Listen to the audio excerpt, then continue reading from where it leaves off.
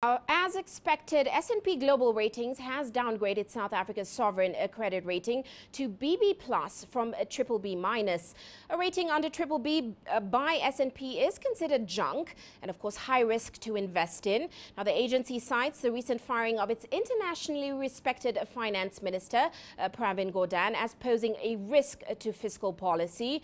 Of course, the rand fell by as much as 2% to the dollar in response to the news of that downgrade, while government bonds also weakened sharply. S&P assigned South Africa a negative outlook, saying this reflected its view that political risks will remain high this year. A downgrade to junk would increase South Africa's debt servicing costs, seen at around $11 billion in the 2016-2017 fiscal year.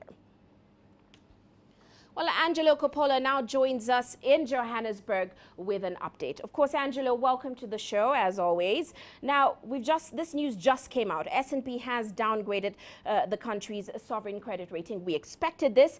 Take us through the implications of this move. Well, the bottom line here is that we're going to drop off many institutional investors' radars because their mandates suggest that they're not allowed to invest in sub-investment grade sovereigns, which South Africa now is in terms of the one ratings agency.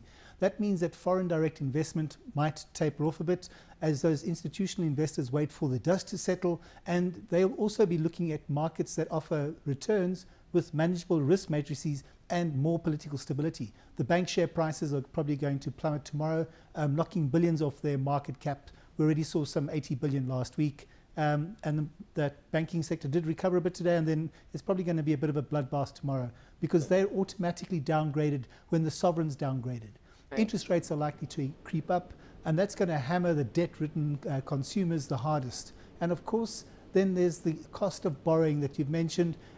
It's going to get more expensive because it's got to come from the foreign markets.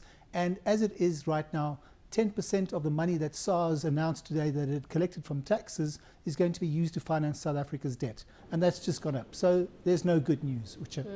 Now, amid all of this, Angelo, we heard that lawmakers requested a motion of no confidence in President Zuma. This isn't the first time this has happened. But what certainly are the chances that this is going to go through? Well, the no confidence debate has now taken on new meaning with that first rating agency downgrade, and we can expect the other two to react quite quickly as well.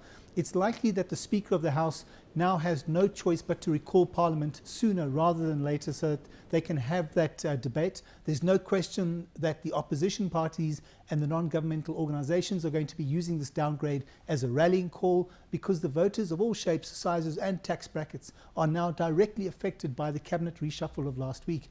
And there will definitely be proper pressure now that the S&P have cited political and economic instability as one of the main reasons for the downgrade. So it gives the opposition parties more ammunition. It also highlights the government's policy, which is that radical economic transformation. And there was no detail provided at any point so far. So what the ratings agencies are asking for is some detail. So something the ruling party has had to grapple with, and it's likely that this is going to play out in the next couple of days, and we might see some action in Parliament.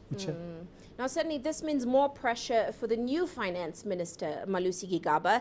He said he'll pursue tough and unpopular choices. What is your take on his plan for the economy? Well, this is the problem. There are no plans that we've seen. We've heard the rhetoric, we've heard the political sloganeering, which is radical economic transformation, inclusive growth, but it's been short on actual action plans. It's not Gigaba's fault because his mandate is to enact or to manage the government policy, which is this policy of radical economic transformation. So he's actually jumped into the frying pan here because he's acting within the economic policy that's been given to him to look after. So Gigaba's in a bit of a tough spot right now, and let's see how he survives this baptism of fire, Uche. Well, we'll definitely be watching. Many thanks, Angelo. Of course, Angelo Coppola joining us there in Johannesburg.